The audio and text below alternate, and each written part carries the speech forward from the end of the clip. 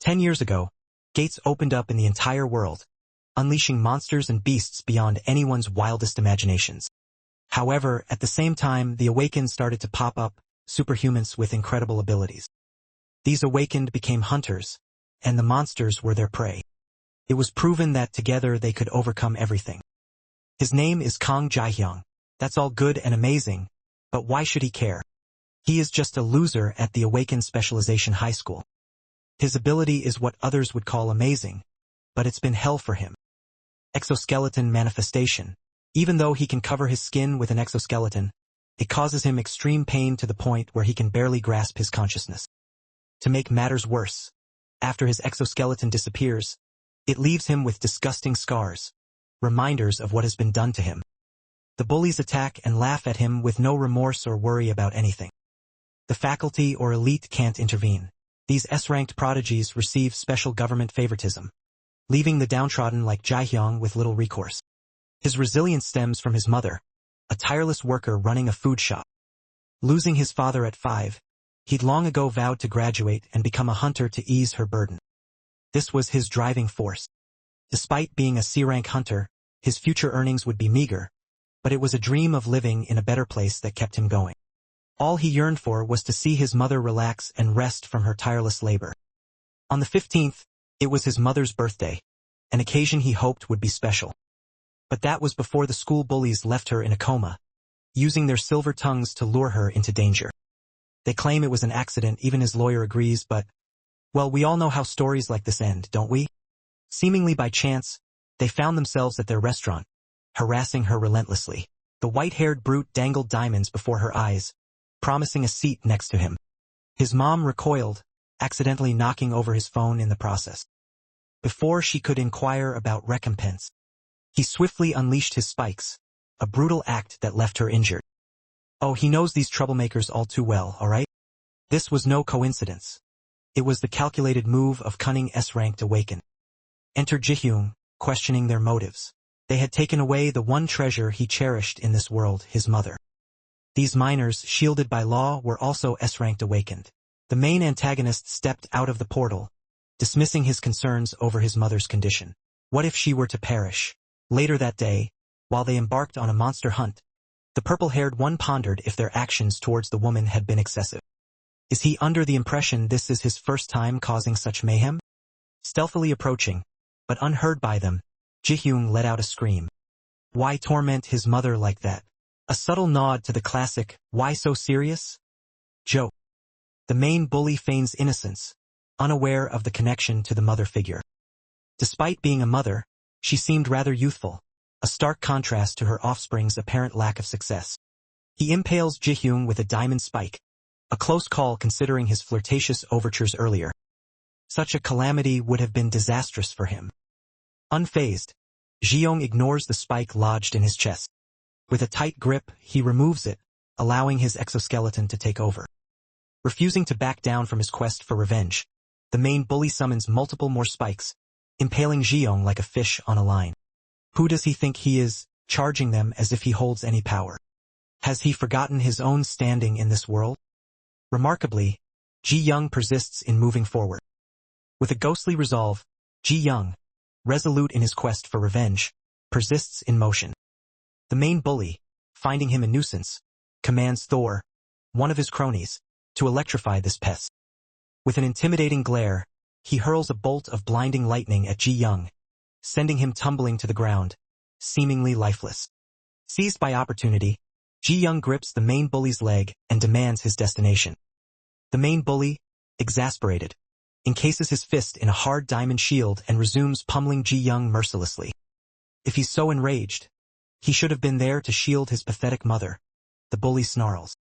Despite losing most of his teeth, Jihyung clenches his jaw on the unyielding rock, refusing to relent on this matter no matter the cost.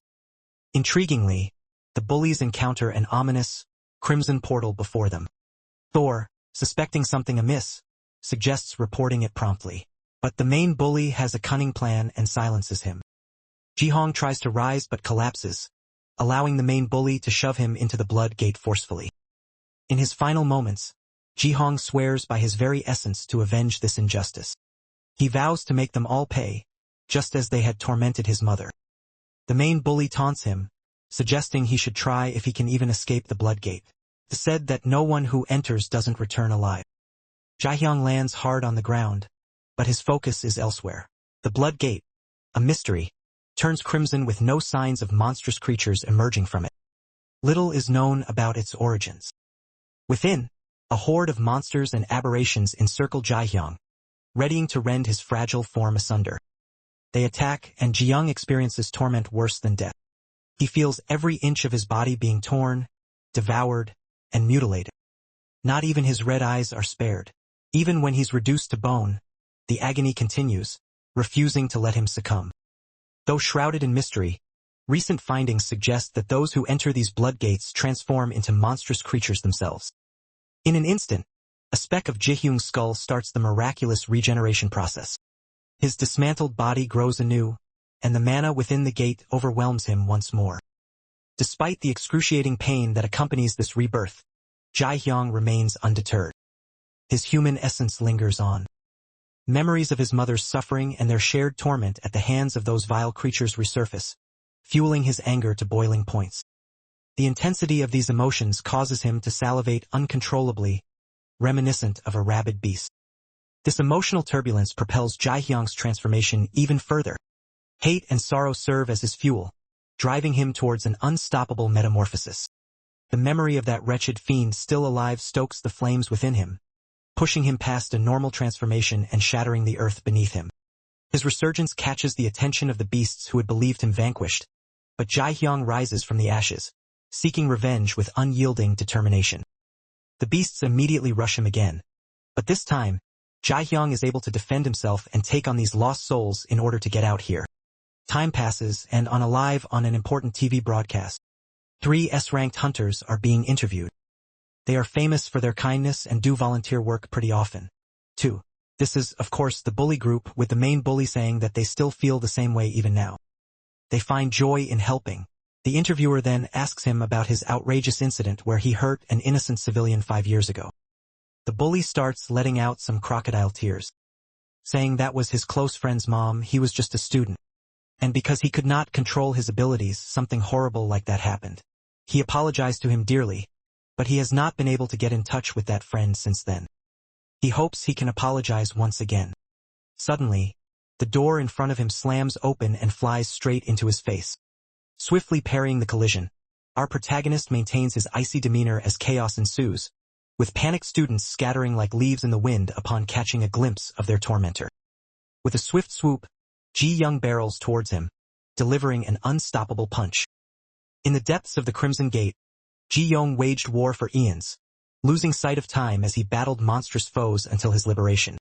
Or so it seemed, as he misplaced the passage of years amid relentless combat. Now, with revenge at hand, he's found his way out. The main bully crumples unconscious before his peers can react. Ah yes, the memory still lingers. The jeers and taunts aim to break him, but instead, they all now lie lifeless. Miraculously, the main bully regains consciousness and demands a swift end. A spectral figure mirrors past encounters, striking Jaehyung with a thunderous blow. Yet, this time he stands unperturbed, beheading Thor as if it were but a simple task, stunning the onlookers. Indeed, they should have anticipated such an outcome. But remember, dear readers, Jaehyung's intentions were never to conquer, just to settle old scores. The second bully, leveraging his earthy prowess, envelopes Jaehyung, seeming to relish in the opportunity. Swiftly emerging, he seizes the antagonist's jaw with a firm grip. In a flash, he removes it entirely, reducing him to a squirming mass on the ground. This provocation irks Jaehyung, leading him to silence the perpetrator with 2 swift slashes. Caught off guard, the bully delivers a punch to Jaehyung's face before he could react fully. Yet cracks begin to appear in his seemingly indestructible diamond form. Seizing this opportunity, Jaehyung contemplates eliminating Jaehyung permanently, amassing an army of diamond spikes and launching them directly at Jaehyung. A spectacle mirroring their past encounter, only this time on a grander scale. The bully's taunts echo in the air as Jaehyung transforms from a fragile child into a vengeful demon, fresh from the depths of the underworld. Undeterred by their past encounters, the bully hardens his upper body in diamond and resumes assaulting Jaehyung relentlessly. Catching his punch in his mouth, Ji-young demonstrates remarkable resilience, using it as a lever to retaliate with a powerful strike directed at the bully's chest. Clenching his fist within his jaws, he maintains his grip as the bully summons a massive diamond spike, successfully impaling Ji-young but at the cost of his arm. Despite his attempt to flee, a diamond spike from behind pins him down, as Ji-young advances with more in hand. The bully yells frantically for him to retreat, a request now forgotten by an enraged Ji-young. In retribution for the daily torment, he torments the bully with his own weapons, mirroring their past playtime. The bully queries who he is and why this cruel act is happening to him. In response, Ji-young strips off the bully's bone exoskeleton from his face, stirring memories. Now it all makes sense. They were classmates in high school, back when he was a mere worm to them. Time for this chapter to close, Ji-young believes. Venting his fury, he hammers the sword on his hand into the bully's mouth, ending their tale forever. Every victim has tasted torment, varying degrees, but Ji-young's quest for vengeance stands fulfilled. Prior to these events, he sought solace at his mother's side, finding her unchanged and ailing just as before. He accomplished his goal, yet this seething fury persists within him, refusing to abate. Previously, in the very mountains where he vanished, another gate materialized. It was swiftly tamed by a band of adventurers, vanquishing the fiends lurking inside. The newcomer among them, their healer, received praise for her performance, it being her inaugural dungeon excursion. Grateful as they were, these knights desired to express their gratitude beyond the call of duty.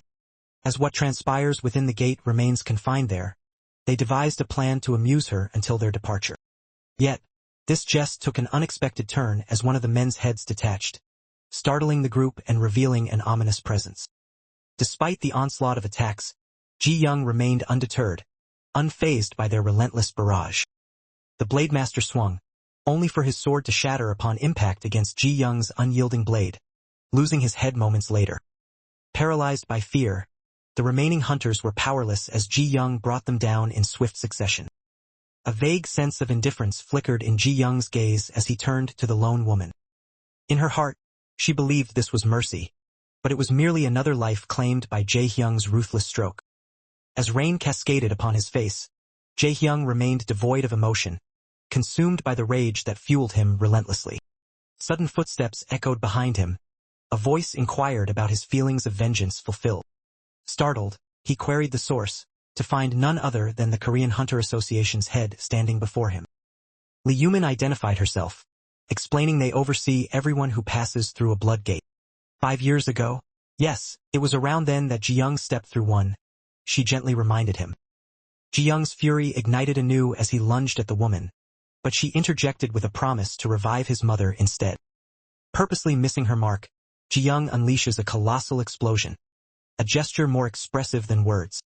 Lee Yumin discloses the potential to revive Ji-young's mother, but assures it would require her cooperation, being the world's sole S-ranked healer. Jae-hyung voices his doubt, seeking a reason to trust, but Yumin subtly hints at past favors. Actions unspoken but not forgotten. When Ji-young's mother was comatose, it wasn't the hospital, but Yumin who tended to her needs, a fact that speaks volumes without words. Modern weaponry has become as useful as a child's toy compared to hunters. Jae-hyung queries Yumin's intentions, yet her answer is strikingly simple. Hunters have grown too powerful. Hunters are the new borderless superhighways, interconnected gates making them a passage that transcends boundaries.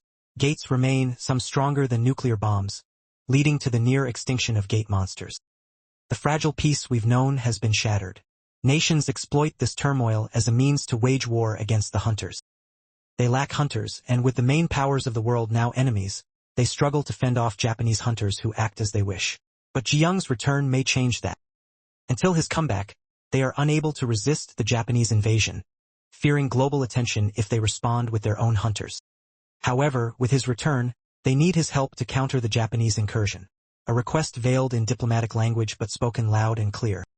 She swears to retrieve his mother. They merely ask him to embrace his monstrous nature, a state he's long inhabited. In Japan's Prime Minister office, he calls forth the Defense Minister, inquiring about the vanished hunters. This is Ryazaki Juto, Prime Minister of Japan. The Defense Minister offers apologies for this predicament. After departing, he instructs his aide to ready his blade without delay. he takes the blame. He'll track them down pronto. Besides being a defense minister, he's Japan's top hunter, Akosai Kajuru. She queries if he plans to go solo, to which he affirms. Politely, she notes that the previous team dispatched were the cream of the crop. Why form a squad?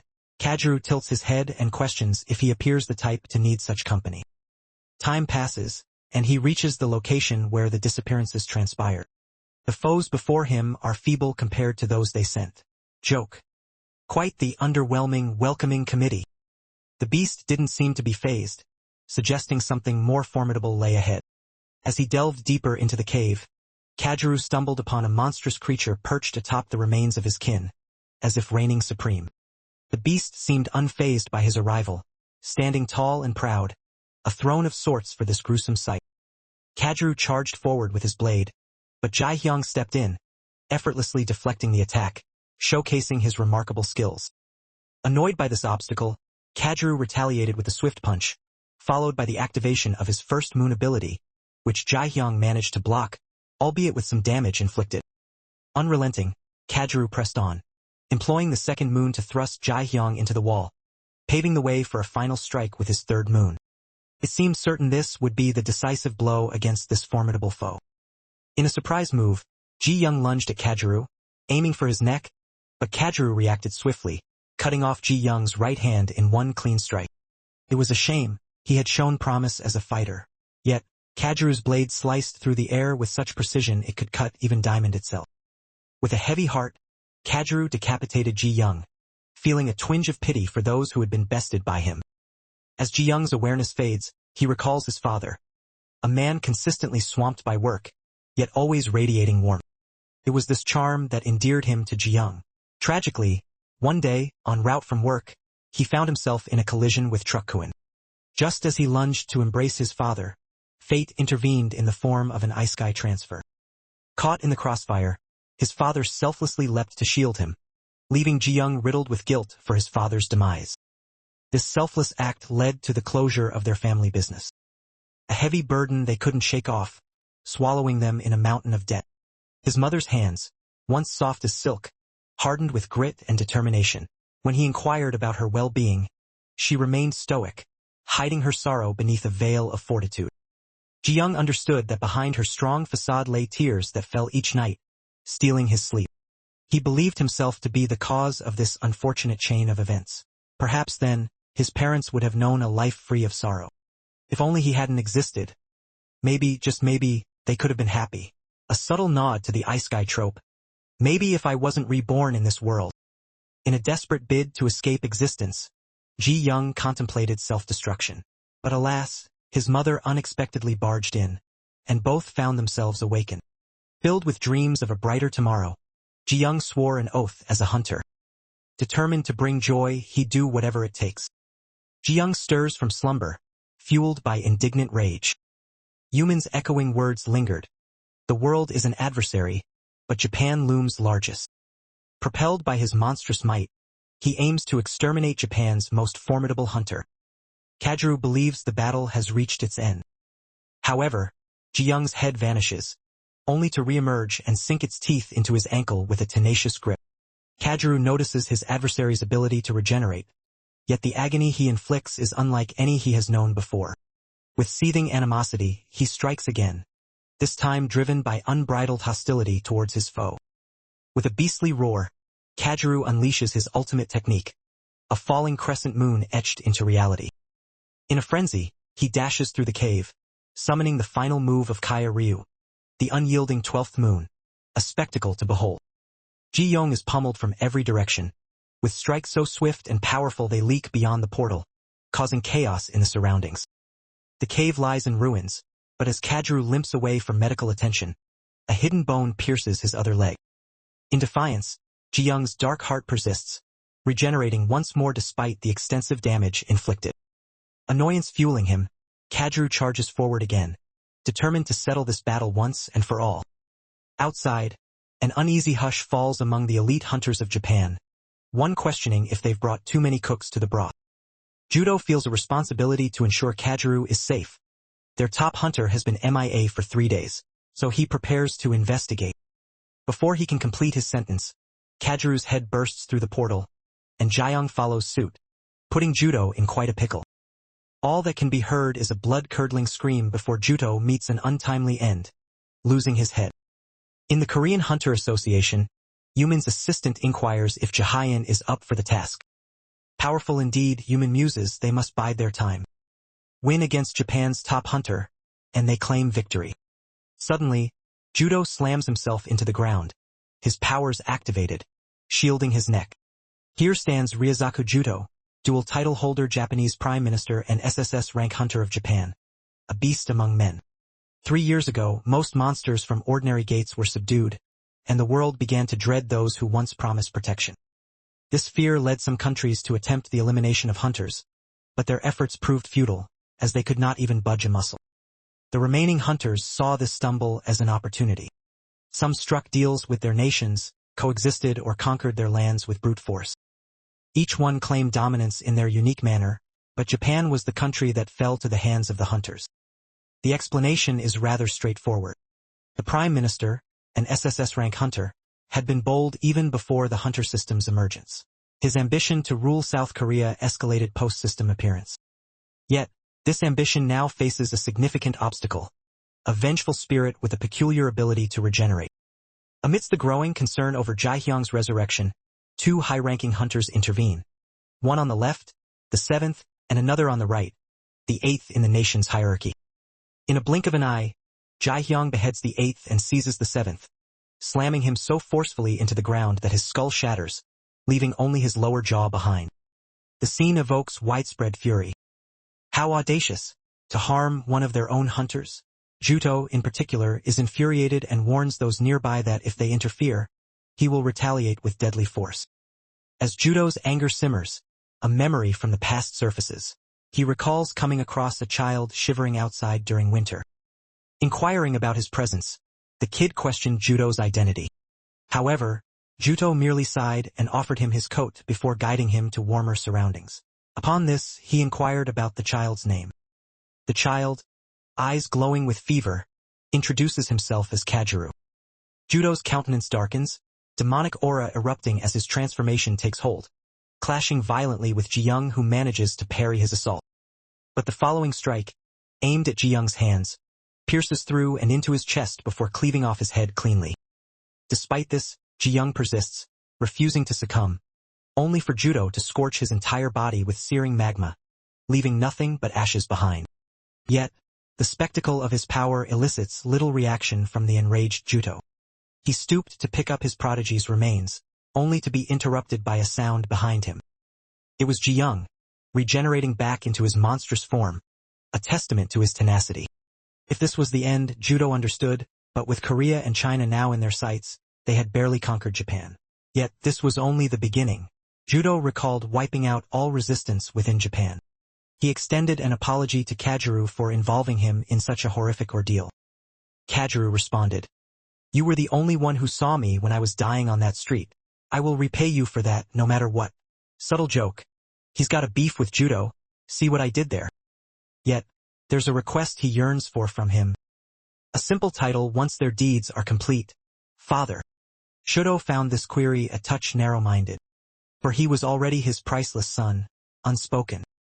Tired of the spectacle, Juto conjured a towering volcano, only those around him safe thanks to the woman's icy embrace. As Jaehyung stood before the volcano, it exploded, and Juto reabsorbed himself, vowing to erase every cell. With a single decree, Jaehyung was engulfed by a sea of melting lava. Burning through his flesh, he found the will to leap free from the inferno and reach for Juto. Alas, this act only worsened his fate as Juto flung him into the volcano's heart, summoning a torrent of lava. The city trembled beneath the volcano's shadow as everyone managed to escape. Despite the relentless fire, Jaehyung persisted in his reach towards Juto, oblivious to the torment consuming him. Hanaim joined forces with Juto, freezing the volcano's surface solid as a penguin slipper. The molten lava was now his final resting place, seemingly for all of time. Back at the Kumkang Guild in South Korea, a determined woman labored tirelessly to revive the bully, miraculously resurrecting him even after such dire circumstances. It appeared this wasn't Jaehyung's first hot magma rodeo. The blood gate was swimming with it. This ordeal was old hat for a seasoned traveler like him. It was merely child's play to someone of his caliber. Yet, no matter how he escaped, the agony never grew any easier to bear. Biting down hard, he braces himself against the scorching surface with determined kicks, repeatedly slamming his head for purchase. The fury within him refuses to abate so swiftly. Hanami catches sight of the escaping demon, while Yudo quickly urges her and the other hunters to flee as far as they can. In a flash, he assumes his ultimate form, landing with such force it sends Jaehyung stumbling back. Hanami's concern grows, reminding herself of his past excesses when trying to subdue Japan. Countless wounds marred his physique, and the magma regeneration struggled to keep pace with his injuries. If they can't assimilate South Korea promptly, their nation faces an uncertain future. Judo confided that, among powerful hunter nations like America or China, their country ranks as the most vulnerable. Drawing near, Hanami expresses her dread at the potential cost in hunter lives. Unperturbed, Judo vows to engage more ferociously if that's what it takes. He swears to safeguard his country, a rare treasure among things he holds dear. With remarkable speed, he leaps towards Jaehyung and connects with a crushing blow, sending him spiraling towards the volcano's side. Seizing him by the throat, Judo hurls him forward. Somehow, Jaehyung manages to land on his feet. Unrelenting, Judo unleashes another torrent of magma, but Jaehyung struggles vainly to halt its path. Landing with a deafening crash that shakes the very foundations of the volcano, Judo departs. Despite Hanami's pleas for evacuation, the determined crowd refuses, bound by their debt to Judo. These bonds extend beyond mere strategy. They stem from personal favors long owed. They swore to shield this ally with their hearts and souls.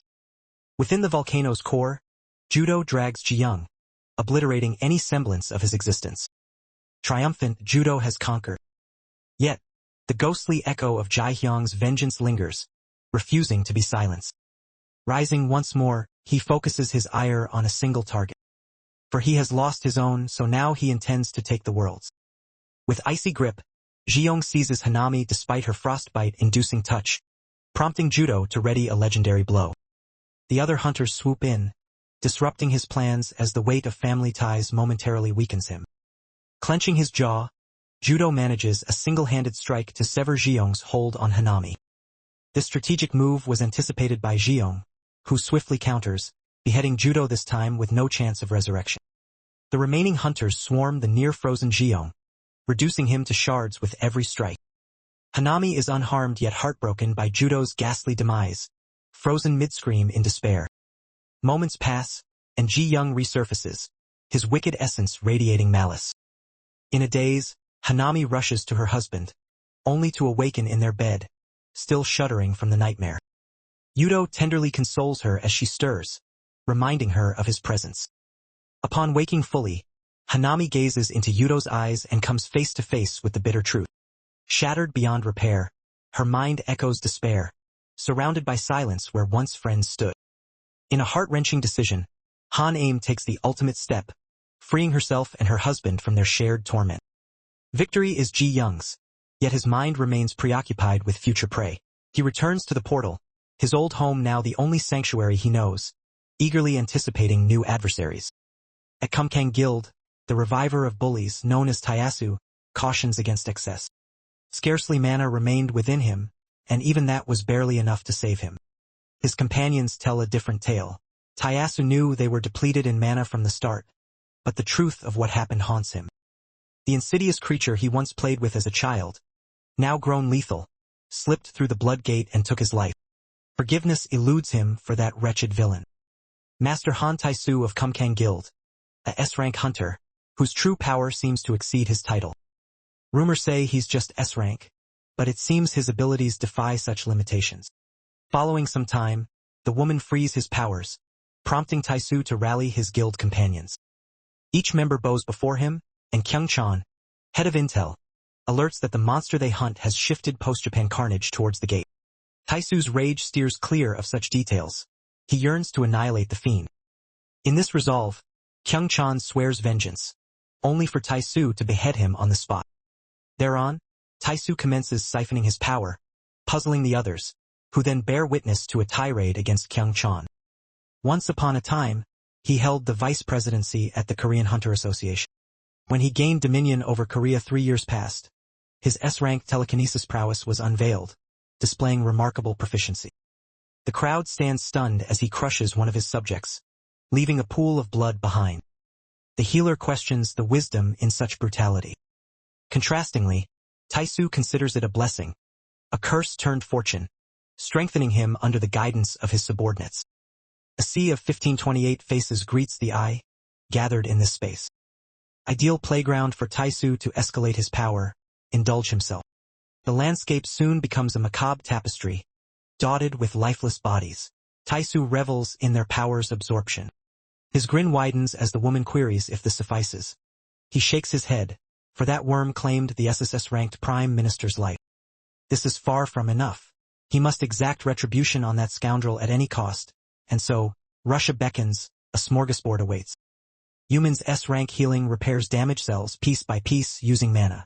Upon Jihyung's return, she swiftly commences his mother's mending. A time-consuming task, but a vow is a vow. When the day's work is done, she exits, promising Jihyung that his mother will regain consciousness in 7 days if treatment continues thus. Collapsing to the floor, Yuman gasps, aware of the heavy mana toll this act demands. Why expend so much for someone like him? Yuman grips his hand, reminding him that survival is paramount. Attempting to mend his wound, he pushes her away, resistant. Yet, she gleans a crucial insight from these events. His bestial transformation has escalated within the crimson portals known as blood gates. These gates, first spotted 15 years past, have gradually morphed into blood gates since then. His break free accelerated the process. Now all gates across the globe are transforming into blood gates at an alarming rate. The energy seeping from these gates imbues him with strength beyond reckoning. In terms of scale, if a normal gate is a mere hole, a blood gate functions as a passageway. It seems to be linked somewhere, and something within it persistently clings to him. Demons of the underworld arrive to drag him back, threatening to obliterate the entire world in the process. In a bustling Korean city, swaths of red portals emerge, unleashing monsters that devastate everything in their wake. At the presidential office in Korea, questions arise as to why this is transpiring, and why the Kumgang Guild remains silent on the matter. The president's subordinate breaks the grim news. The entire Kumgang Guild has been erased. Faced with an unprecedented crisis, they ponder global aid but are unsure of the how. Despair settles in as the president contemplates such action might mean the end of their nation itself. He orders martial law instead. Military capabilities falter, Khyam Kong absent, yet they possess one resource untapped: hunters. These warriors, undeterred, exert every ounce of strength. Amid overwhelming odds, they dance a desperate ballet, shielding their citizens from imminent doom. But a titanic monster crushes their resilience in an instant. Jihyung watches the carnage unfold, Yuman at his side, bewildered by these events. Just when all hope seems lost and a woman is about to meet her doom, Jihyung leaps into action, saving her from the monstrous jaws. Inside the blood gate, when he breathed his last, mana clawed at him, attempting to transform him into a beast. To endure that torment and emerge victorious, he gained this unnatural regeneration ability instead. He ponders, believing he's safe from the mana's grip, but the grim scene suggests otherwise. The mana within him seems adamant on transforming him into a full-blown monster, much like these creatures. Anger courses through him, reviving thoughts dormant for quite some time. His peaceful life plans seem shattered as the pits from which these portals emerge show no signs of letting him go. The underworld's king, observing Ji Yong's struggle, seems eager, likely the one who caused the rift to form. Catch you on the flip side. The monster surfaced during his 5-year stint within the blood gate as well. Despite the catastrophic number, he's aware of the finite monster limit per portal. With each monster he slays, he inches closer to a peaceful life with his mother. Suddenly, a bullet pierces his robust skull. The army, arriving just in the nick of time. One questions their actions, as this entity hadn't harmed any people, but only the monsters emerging from the gate. They plan to restrain him until backup from the Hunter Company arrives.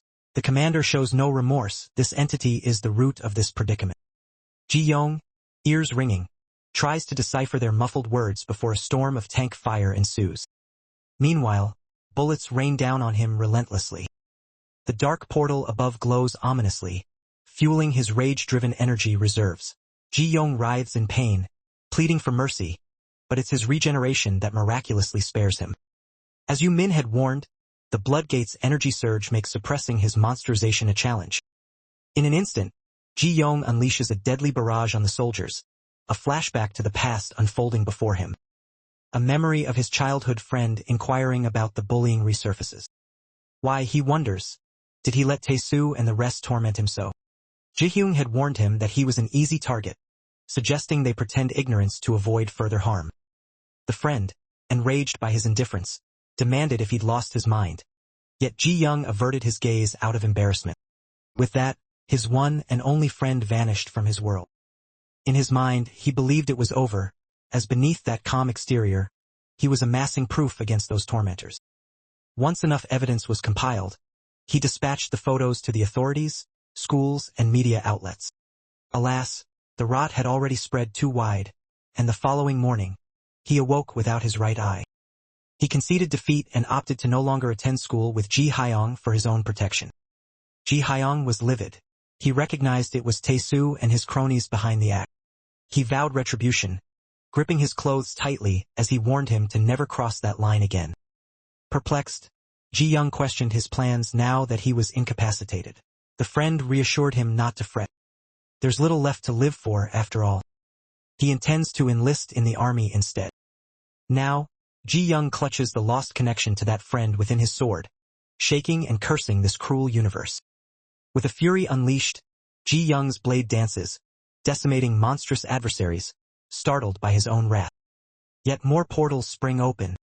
And yet, only the tempest within Jihin is visible to his own eyes. At the presidential office, they observe a familiar face among the chaos, none other than the slayer of Kaemkong Guild and Japan's very prime minister. Through thorough inspection, they conclude that this foe is the one orchestrating such chaotic gateways. As the blood gates sprawl globally, delaying action is no longer an option. Even our domestic hunters have met their end. The president ponders, why are we at odds with each other? But his assistant remains puzzled. Crucial now is that not even these monsters can fell this formidable enemy. In a last resort, the president reaches out to the Foreign Hunter Bureau. In China, the strongest was wrapping up affairs. And then, whispers of Ji-young, the one causing the blood gates, reached his ears. A thrilling turn of events unfolds. Enter China's ace, SSS rank Luan Zhiguang. Across the globe, a woman watches over Ji-young, cursing a storm. Russia's mightiest, Vladimir Rozana, stirs amidst war chaos, sensing the cries of tormented souls from afar. The clock ticks, his advisor advocates delay. Departure means a tougher battle with Russia. America's top tier, Stephen Lucas, the SSS king, ends the conflict swiftly with a solitary blow. Ji Hyong endured 5 years within the Blood Gate, battling monsters tirelessly. Extreme hardships marked his journey, no food, drink, or rest he knew. Yet, in the midst of struggle, he lived a life bereft of vitality. In his darkest moments, the monsterification threatened to consume him. Yet, 2 cherished faces emerged in his memory. His mother, who bore suffering, and the culprit of her pain, a face he'd never forget. This was his defense against transformation. Channeling his rage into it led to sinful actions, taking lives of innocents untouched by this conflict. The mana from the Blood Gate has grown stronger, but is his resolve, once unshakable, starting to waver after gaining his vengeance? Control over it now proves more elusive.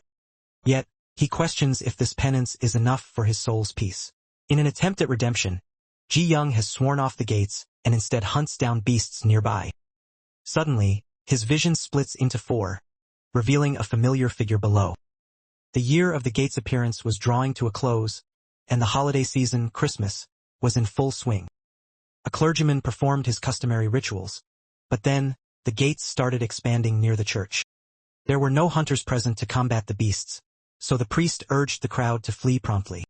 However, with an unusual surge of willpower and prayer, he found himself awakened in that very moment, harnessing immense power. This wasn't just any church. It was America's grandest, seating a whopping 100,000 believers. Despite the chaos, only 138 endured minor injuries in this ordeal. Miraculously, not a single life was lost, thanks to the timely intervention of Stephen Lucas, a hero of global fame. Ji-young had always idolized this SSS-ranked hero, who was younger than him, making the encounter even more unexpected. But here he stood, face to face with this legend, leaving Ji-young puzzled, as it seemed impossible for Lucas to be in the country. In a swift move, Lucas grabbed him and struck his head again, only to realize that even with his powers, this beast proved stubbornly resilient. Unfazed, Lucas maintained his composure, employing his powers to thrust Ji-young away instead. Ji-young denies being a monster, halting Lucas mid-action, prompting him to pause and attend to his tail. He veers off course, landing gracefully on the ground, eyeing the gate ahead. With their mana, Awakeners can converse without translation hassles, so maybe this chap will give him a chance. Ji-young lays it all out bare.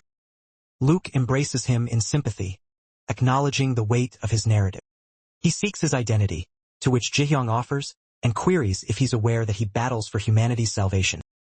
Yet today he has perpetrated a terrible crime, ending lives by the dozen. To honor those gallant souls and make amends for his transgressions, he has etched their names upon himself as a reminder. If he's truthful, he can aid in vanquishing monsters, but during that time, this catastrophe will persist, ravaging the planet and claiming countless lives. He expresses regret for his failure to save him, despite it being his mission, but such actions must be taken for the greater good of all others. His tainted spirit shall seek forgiveness, yet his mortal form must perish forthwith. Yumin tends to Ji-young's grieving mother, her gaze fixed on the unfolding events. Rosanna ponders the enigma of Lucas Bastard, slaying masses only to vanish in Korea. The line crumbles as their forces falter, and defeat looms. A soldier informs Rosanna they've lost 80% of their mighty army. Rosanna curses the heavens again, yearning to capture that Arctic fiend. In a surprise move, Taisu breaches her invincible fortress, promising to ensnare it for her. The Arctic monster and SSS-ranked terror decimated the Russian Arctic base swiftly. Blindsided by the gate and the beast within, Russia rallied their forces post-haste, yet found no respite. In desperation, they unleashed half their nuclear armory, only to find the monster unharmed by mana, leaving a radioactive wasteland in its wake. Desperate for compensation, Russia declared war on America. A familiar face greets Rosanna, an S-ranked Korean hunter she recognizes. Quite a spectacle indeed, this uninvited guest, strutting in, boldly vowing to tackle the terrifying SSS-ranked menace, despite his S-rank status. One can't help but wonder if he's after a ticket to the great beyond. Without so much as a twitch, Rosanna sweeps Taisu and his aide off their feet. He's clued in about that monstrous mishap back at the Russian base, and the tussle with the Yanks. Yet, he remains confident in his ability to conquer it. Quite a walk in the park for him, apparently. She inquires if someone as frail as him could brave that radioactive wasteland. A shield or some sort of protection would be necessary, she muses. Exactly. A protective barrier to keep the toxic chaos at bay. And then, something rather peculiar catches her eye. She uncovers his true persona. With this newfound knowledge, she offers him a deal. Should he vanquish that monster, she'll personally hand over half its mana stones. He's got no use for those trinkets anyway. Taishu nonchalantly replies, hinting at his return post-monster battle. The radiant force of Lucas engulfs Ji-young, obliterating his presence in a burst of intensity. Miraculously, just a sliver of Ji-young survives, enabling him to recover, but he acknowledges that he cannot withstand such power. In the blink of an eye, Lucas is beside him. Even if Ji-young manages to strike, Lucas merely responds with a comforting embrace. Lucas apologizes once more, but if causing pain brings solace to him, then let it be, for his regenerative abilities have their limits. Regardless of his attempts to break free, Lucas clings onto him, extinguishing his life without inflicting suffering. Ji-young's unique talent is fortifying his body with an exoskeleton, but the price he pays in agony is unbearable. Although this armor was meant to be painless, every fiber of Ji-young feels like it's ablaze and shattering. Every second up until now has been a trial for him. But he persevered through vengeance and the hope of redemption. Unfortunately, Lucas's instant death strike that continuously renews his agony surpasses any suffering he had endured before. Relentlessly repeating, each iteration growing more tormenting. Ji-young's psyche crumbles as he relives the same agony. He recalls their initial encounter with Tae-soo, curious about his screen time. Ji-young was immersed in Lucas's videos, admiring him, yet Tae-soo focused on his power. He displayed it for him. But instead of respect, Tae-soo struck him down mercilessly, branding him vile. In his heart, Ji-hyung ponders one question. Who has he wronged? Why must he endure such torment? And what sins has he committed to deserve such retribution from strangers unaware of his plight? Why does he have to relive these tortures again and again? A flicker of his consciousness clings to morality. In his mind, he curses his maker and all their creations. Innocent lives hang in the balance, yet he seems unfazed, as if these souls were but puppets on a string. Their mother's resurrection, surely, should suffice for them, or so one might think. With a single strike, his power echoed through the city, a chilling reminder to all who heard it. Morality, his last vestige, was scornfully dismissed by Jae-hyung, triggering the portals to flood him with energy. Lucas draws strength from faith. Jae-hyung, though wields power birthed from abandonment. A broadcast drone catches sight of the piercing blow against Lucas. From a place of safety, his son watches, heart heavy with prayer for his father's safe return. Amidst the rubble and chaos, Yumin remained undeterred, her resolve unshaken. Pushing past her limits, she strained to hear Ji-hyung's mother, knowing all too well that she was pushing too hard, yet persisting nonetheless, collapsing in a heap and expelling a fatal amount of blood. Despite the considerable damage inflicted, the treatment was successful, and Ji-hyung's mother awoke from her deep slumber. In Russia, Tae-soo received the news that Ji-hyung was engaged in battle with Lucas at this very moment. That fellow sure has nerve, yet their predicaments mirror eerily. Ji-hyung taps into the power of the Red Gate's mana. Lucas senses an ominous aura from this source, but chooses to endure his torment and forgive his past transgressions. Ji-young grows weary of his sermons, so he draws his sword and slashes at Lucas, who vanishes like mist.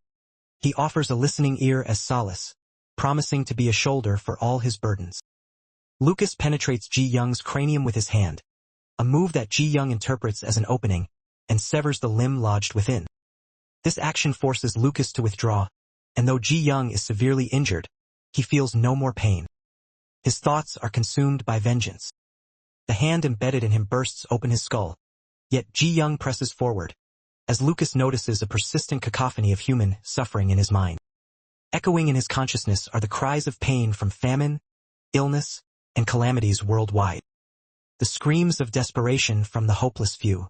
Strangely, these tormented cries, usually unbearable to him, now coexist with other melodies. Harmonies of encouragement, camaraderie, and joy resonate within. The whispers of the saved whisper back, their echoes reverberating within, and even now, these affirming sounds can still be heard. With a resounding smash, he completely dismembers Ji-young, but his foe, miraculously unharmed, keeps pushing forward. Lucas attempts to exert his full force, transforming Ji-hyun into a gory mess.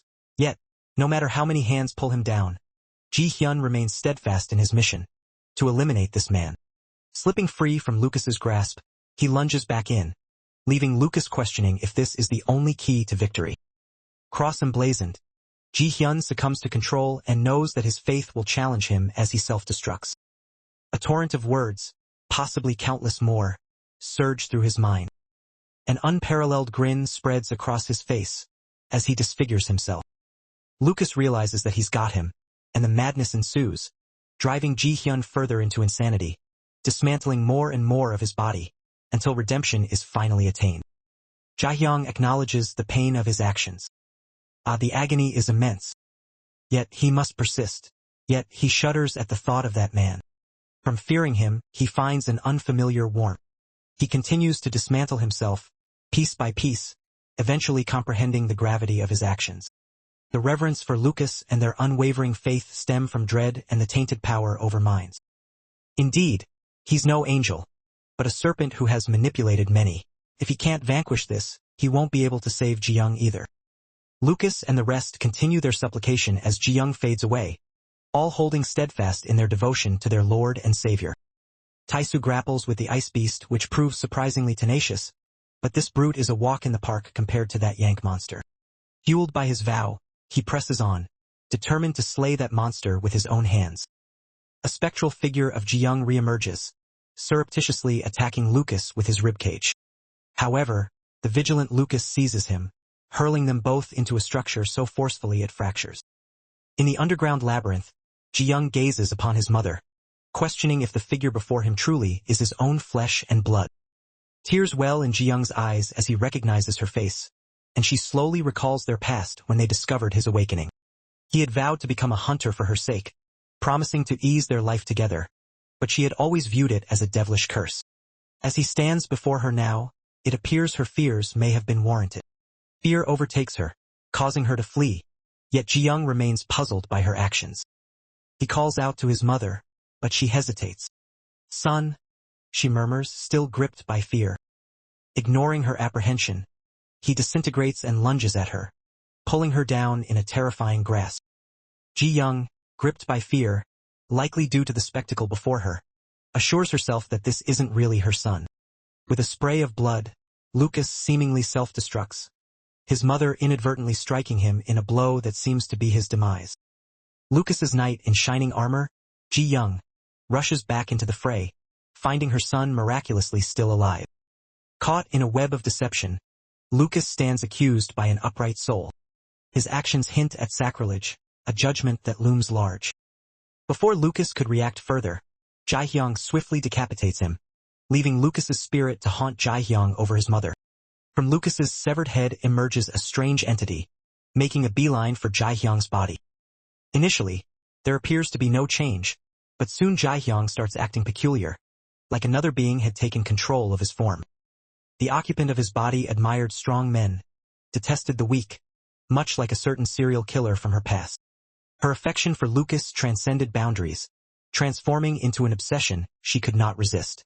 Joke. If only love letters could have stopped that killer. Craving union, she yearned for their fusion. After a spell, her powers emerged, granting her desire. Such power, a tool to blend with another. This time, a stalwart stronger than Lucas. Indeed, this was the pinnacle of delight for her. As she seized control of Ji-young's consciousness, she glimpsed his recollections. Among them, a memory resurfaced where he awakened in the stillness of night, his mother absent from his side. She departed the house, leaving him puzzled, her hastiness propelling Ji-young to chase, resulting in injury that only regeneration alleviated. His mother's gaze was laden with remorse as she vanished, while she persisted without remorse and fled. Ji-young pursued his mother relentlessly, but his youthful frame could not sustain the chase. In desperation, he begged her not to forsake him, yet his pleas echoed unanswered in the void. He yearned for her return, a bond unbroken. The question gnawed at him: did he drive her away? Was it his father's death that caused the rift?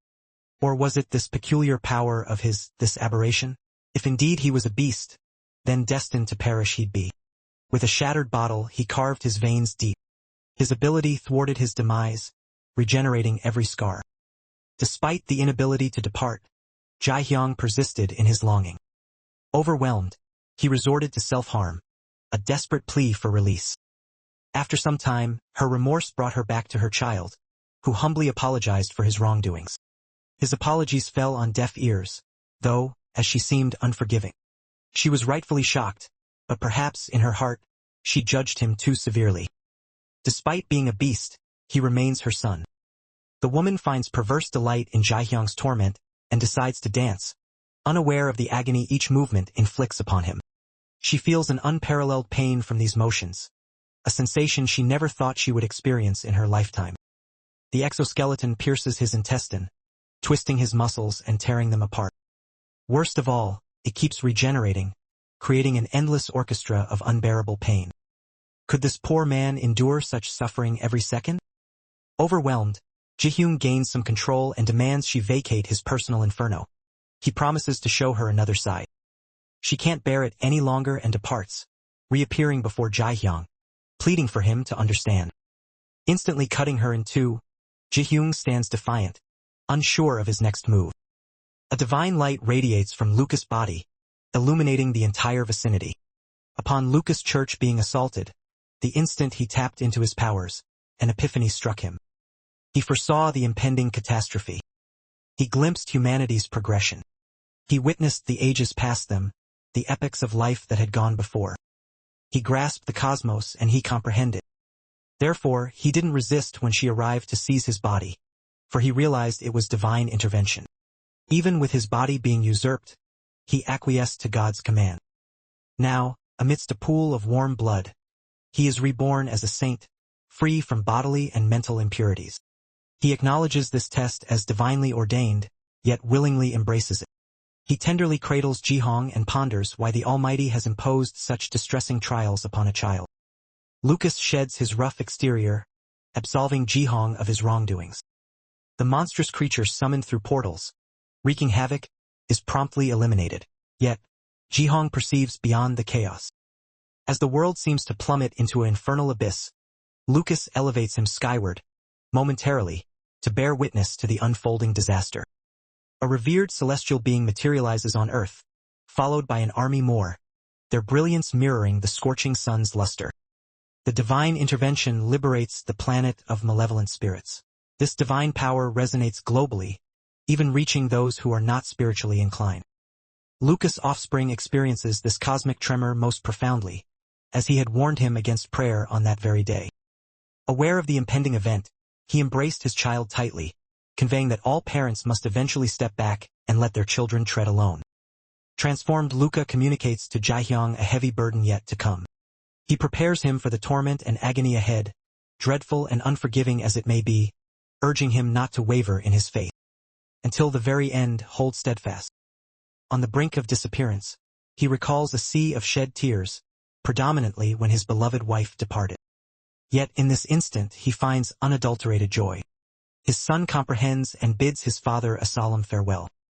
In Russia, Taisu cackles maniacally, battered and bruised as he assimilates the beast.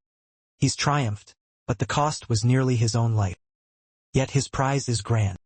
His brother had always insisted on strengthening their guild, and though he resisted, he reluctantly chuckles at the memory of being compelled to do so. It was all for their father, and despite his reluctance, he'd obey, as duty commanded. Taisu had wished otherwise, but he was forced to test his powers on innocence, hoping they'd survive the ordeal. He returns to Rosanna, who acknowledges Lucas' assistance, yet praises him for truly vanquishing the terror, as she had foretold. Rosanna queries his actions, revealing a promise for half the mana stones from the beast. Taisu interrupts, disclosing absorption of all the stones instead. His physique can't endure such power. Why deceive her? He rushes towards Rosanna, but she restrains him with a single finger, inquiring about his strange behavior. Taisu admits to seeking someone's demise. This desire extends to Rosanna as well. She swiftly eliminates the fabricated clone, lamenting the potential strength it could have given the Russian forces. However, Taisu's reckless move leaves her baffled. Does he truly show no loyalty to their motherland? Taisu spawns numerous duplicates, only for Rosanna to effortlessly eliminate them all. Aware of the impending peril, Taisu discards his assistant. At the same time, Rosanna orders their death due to defiance, first targeting the assistant, whom Taisu shields with a clone.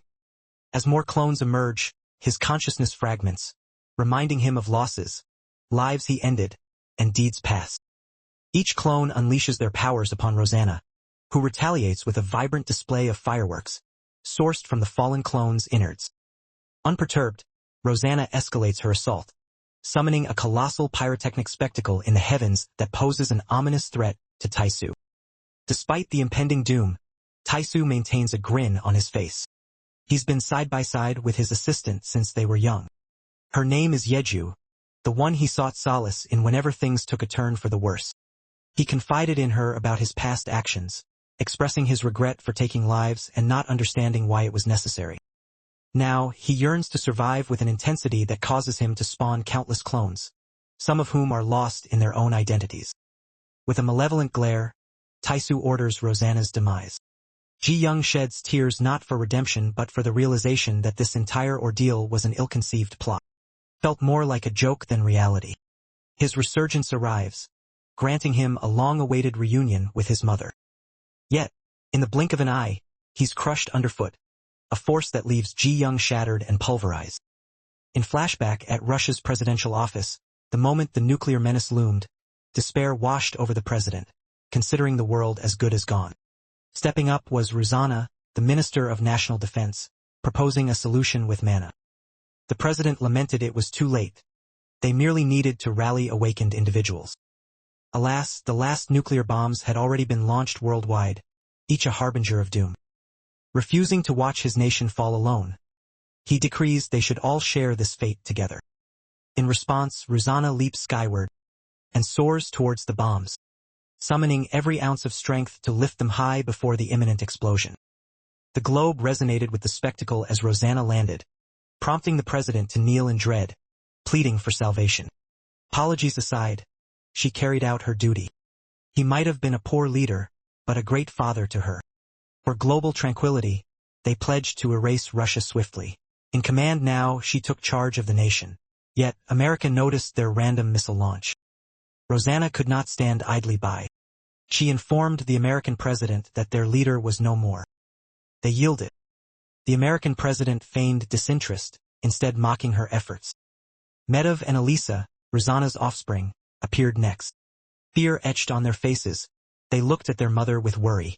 Yet, Rosanna vowed in that moment to safeguard them and the entire nation. Rosanna's resolve deepens as she honors her vow, pressing forward with renewed determination. Unbeknownst to her, Rosanna had already walked the path of death for quite some time. Back at the Russian-awakened residential district, Medov and Elisa ponder their nanny's assurances that their missing companions will return soon. Confident in their newfound abilities, Medov and Elisa propose joining the fight, but their nanny gently dissuades them, assuring there's no need for such action. In an instant that feels like a mere blink, the entire residential area, along with Medov, vanishes without a trace. Taisu seizes his power as he approaches Elisa, her senses overwhelmed by events she cannot comprehend. Moments later, Taisu departs, then recalls the consequences of his actions and swiftly reverses course, sending Elisa to find her brother instead. With their powers mirroring one another, there's no need for unnecessary bloodshed in Taisu's mind. A hunter tracking Ji-hyun shows curiosity towards the young man, who collapses, lost in thoughts of his beloved mother. The hunter tests their bond once more, breaking Ji-hyun and twisting his neck in a gruesome display.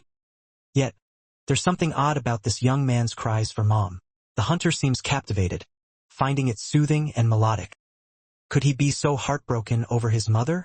Ji-hyun queries the hunter, asking if he himself has a maternal figure. Satiated with his prey, the hunter boots Ji-hyun towards a fiery red portal, dooming him to the same plight from long ago. Awake at last, she's ushered swiftly through an underground maze, for her safety. Lost in the labyrinth, she spots a figure that resembles her son, or so it seems. Reality is hard to swallow. She awakens again, greeted by a familiar face informing her they're now in an auxiliary bunker. At 23 years old, Yuman presents himself, though his form cannot truly be her son. He was trapped within a blood gate, but to free himself he transformed. Post-transformation, he sealed the blood gate blast and devoted himself to saving, well, let's just say he has a soft spot for moms. Waking up at home, Ji-young contemplates if this is truly his return. He rushes to greet his mother, only to find her in bones, shattering his hopes. This isn't the real world. With seconds to spare, Ji-young lunges for the portal's edge, an excruciating explosion of agony coursing through his shattering form. He recalls her soothing voice, confirming she was all right, a moment etched in his memory as he wrestled with guilt over his father's demise. Ji-young ponders if it truly was fine, as the weight of his role in his father's death loomed heavy. His mother, unyielding, urged him to smile, insisting brighter days awaited once he did so more often. Transformed anew, Ji-young grits his teeth through tears, a grotesque fusion of flesh and blood, reshaping him into the figure he once was. Smile etched on his face, he exits the portal, striking the hunter without mercy, cackling maniacally as he mauls his foe. Yet, he knows his journey isn't over. He must confront his mother again in this monstrous guise. Turning to the hunter, he demands why he was transformed into a being thought lost. "Why have you made me a monster?" he growls menacingly. The hunter narrowly evades being consumed, but Ji-young relentlessly presses on. Determined to end this man's life, no matter the cost, he vows to face 100 or even 1 billion deaths if need be. Meanwhile, in China, one of his minions questions if this is wise. The beast before them was beyond formidable, even America falling to its power. Are they even a match?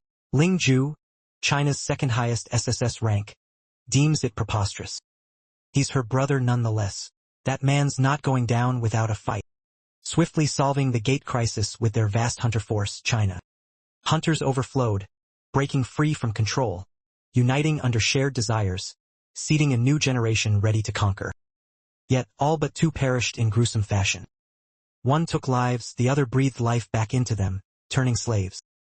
This union of strength led China under one colossal banner. Their rule unquestionable. Their word as sacred as the celestial spheres. The epitome of raw power and unfathomable might. China's top beast. The foundation of this dominance, one man's strength. Leng Guang, the pinnacle SSS rank. Unfortunately for him, Jiahyang reduces him to a pile of fragments, showcasing his newfound might. He considered it play, yet remains oblivious to the catastrophe he's orchestrated.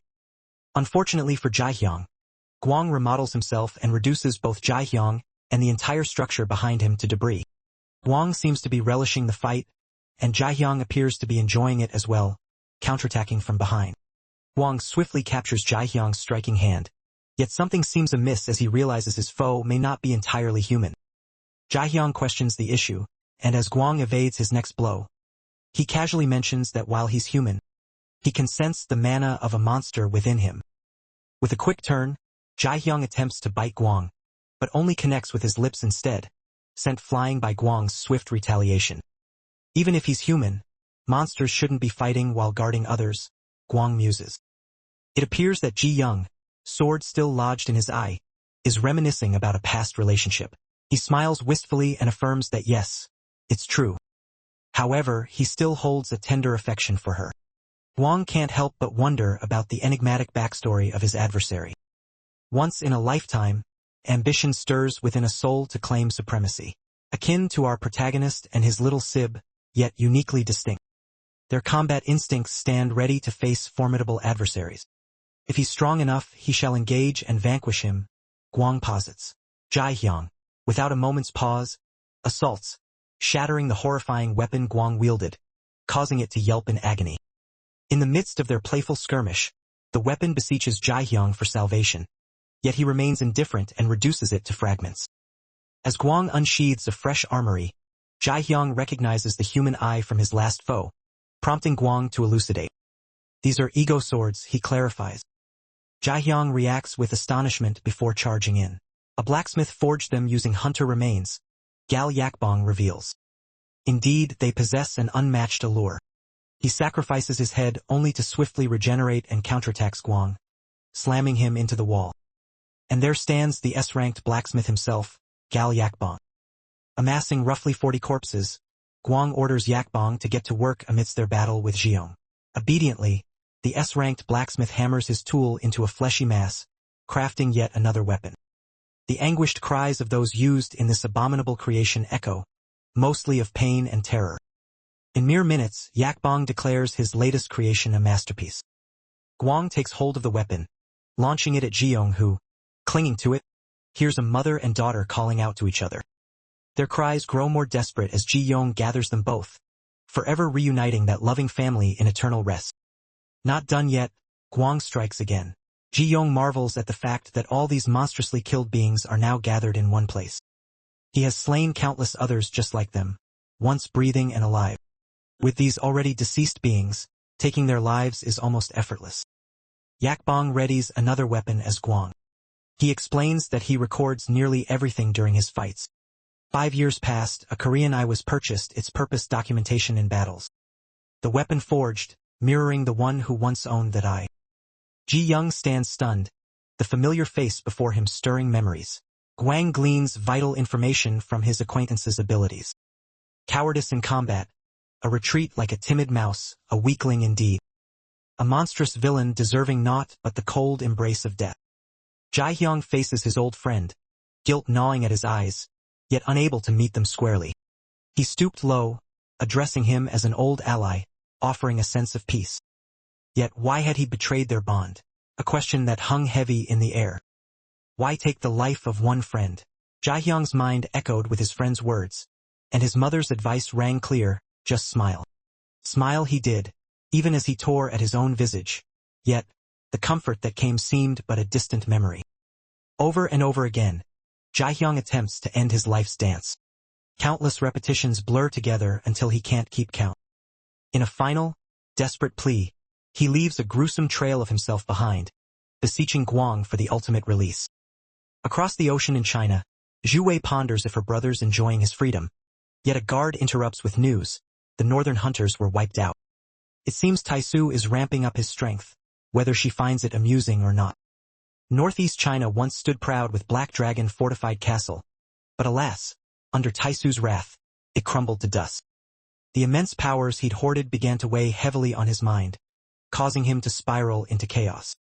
His assistant implores him to cease, claiming he'd been wrong all along, but Taisu remains deaf to the plea. Taisu refuses to acknowledge such a truth. When he first tormented Jihyung, it was merely a reflection of his own disgust. Taisu chuckles, affirming his disgust, escalating Jihyung's remorse. This affirmation only fuels Taisu's anger further.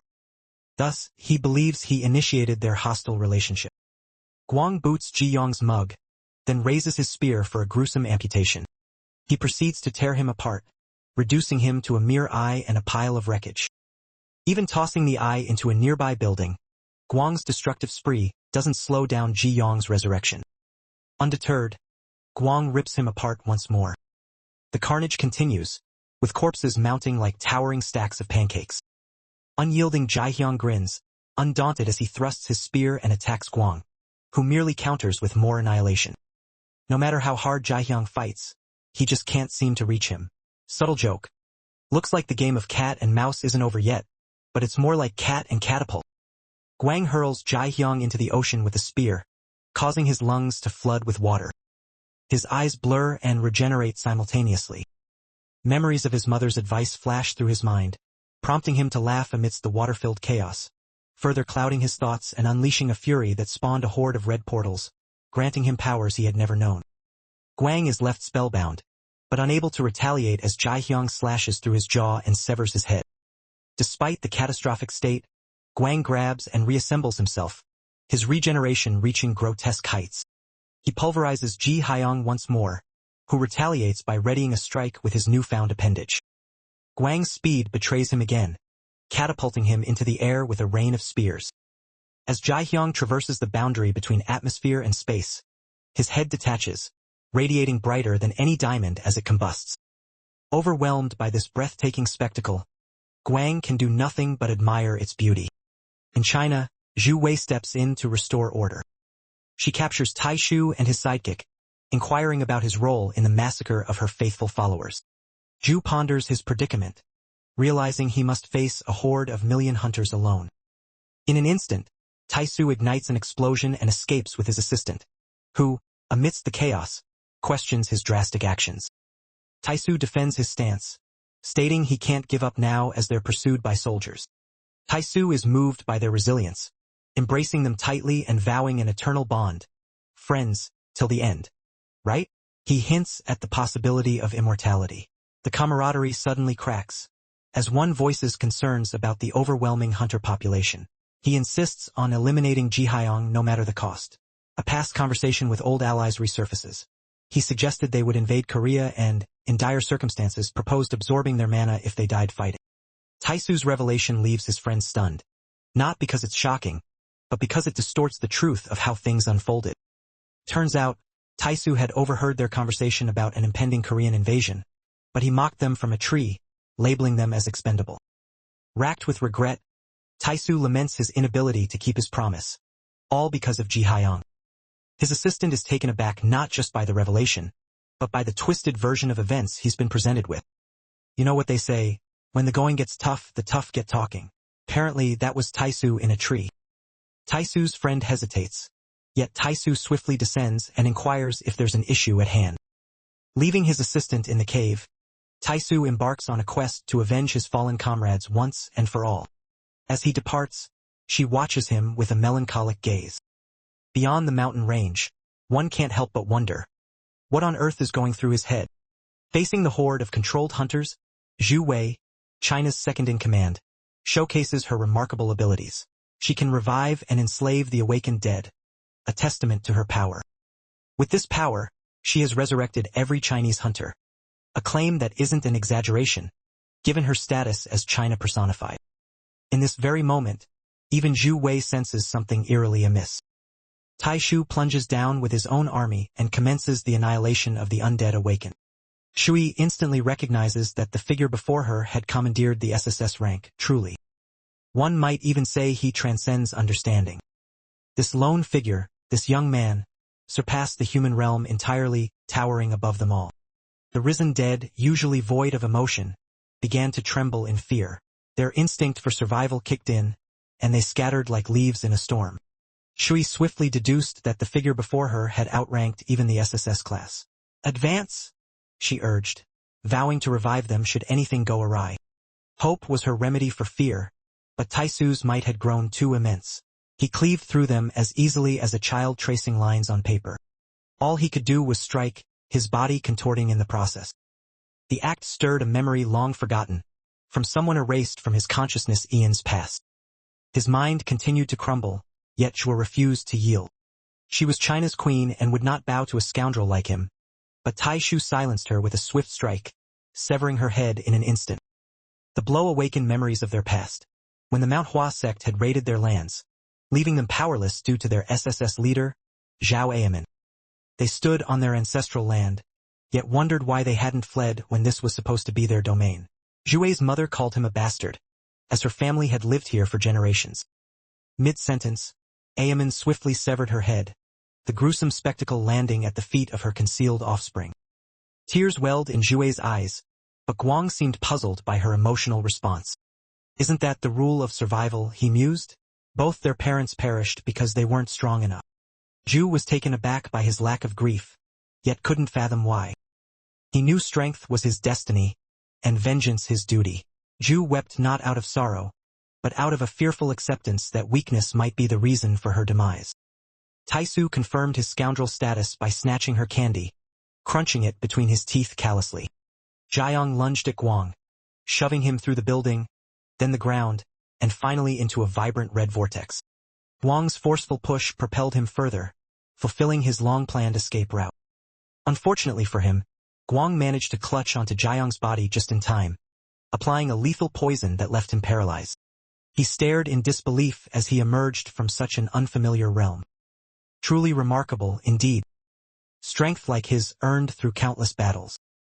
This one he'll recognize, among all opponents the strongest by far. For the first time ever, he'd use his power, blending worldly toxins into a potent brew. A concoction that ravages cells, causing indescribable agony. Yet, Ji Haiyong retaliates without a flinch, as if the poison never touched him. Wang feels an unusual excitement, reminiscent of first candies, father's warm smiles, victories past and present. This sensation surpasses them all. Why does it feel so right?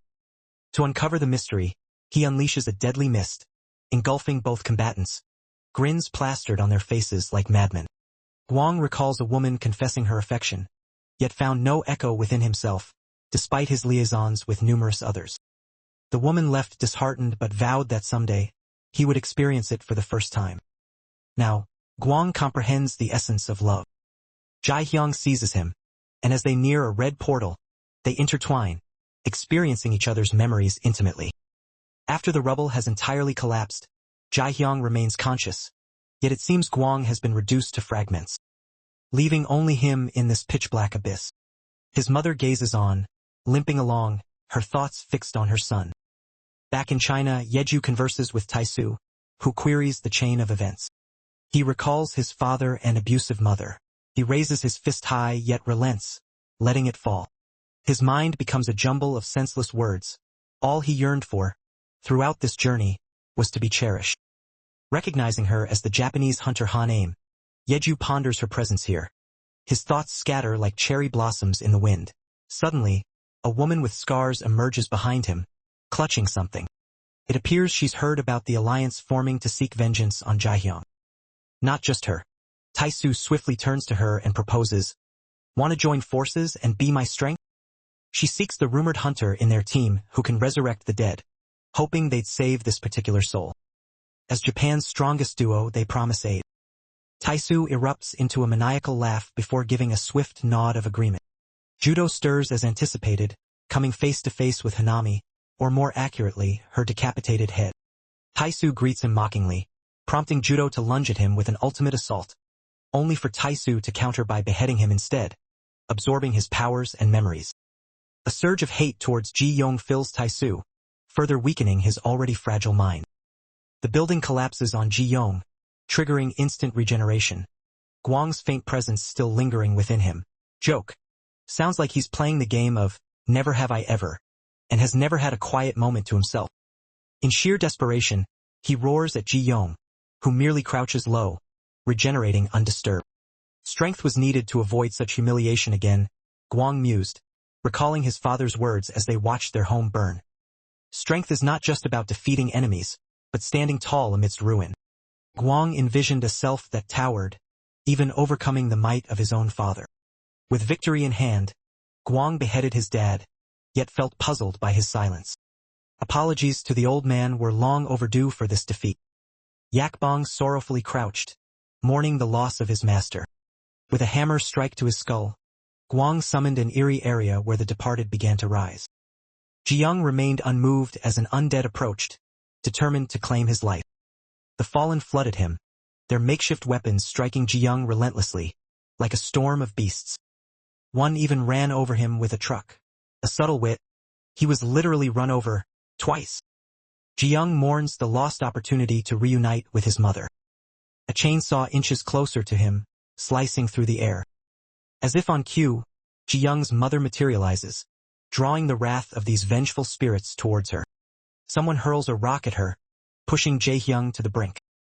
Taisu's madness escalates as he absorbs Judo, prompting Yeju to try and suppress his power, unwilling to lose him. Her husband used to physically abuse their mother, yet she remained unfazed due to her autism. The gates and awakeness were a catastrophe unparalleled for them. Their mother struggled to manage her abilities, resulting in the death of their father on that fateful day. Due to her mental disorder and parental status, she was placed on probation. She was naive back then. Her brother harbored a different vision for their future. The next day saw her brother taking up their father's duties, doubling as a replacement both at work and as the family enforcer.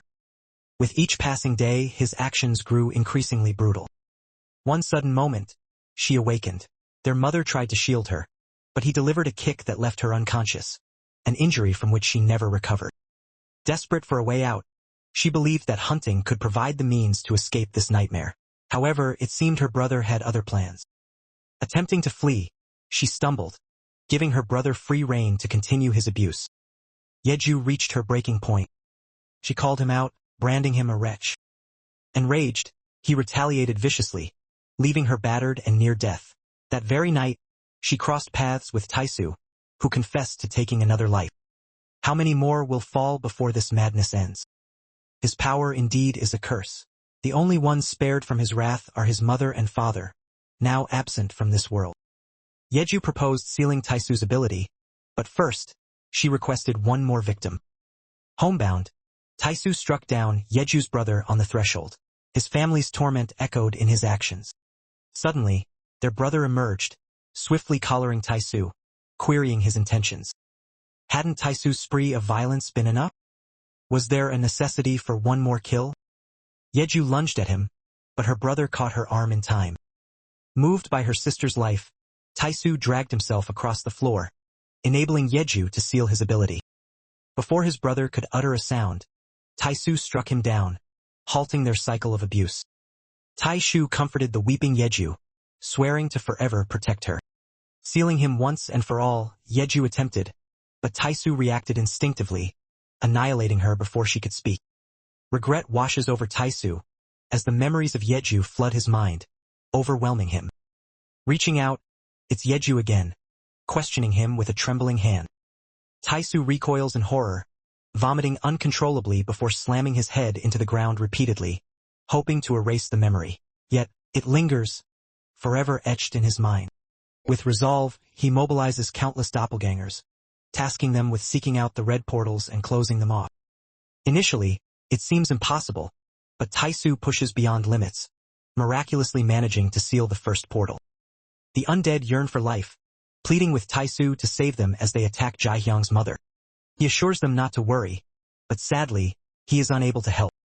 Their fate has been sealed already. Jihung stands whole once more, and his mother begins her journey towards him, no longer seeing the demon before her, but her weeping child in need of comfort. Overwhelmed by guilt, she confesses her love for him, promising it will always remain. Alas, her sentence remains unfinished, tragically cut short. With a grim smile, Tai-Su slices through her, leaving behind a trail of despair. Then, with a swift motion, he decapitates Ji-young. The deed done, all gates worldwide are sealed shut. One by one, they close, marking the end of an era. With a final wave, Tai-Su sends Ji-young into the void, signaling their last encounter. In the void, Ji-young calls out his name, over and over, echoing through the silence. Sealed in fate, he lands amidst the waiting beasts, ready to devour the undying flesh of their quarry. Unleashing a fury that knows no bounds, Ji-hyung lashes out with blind rage.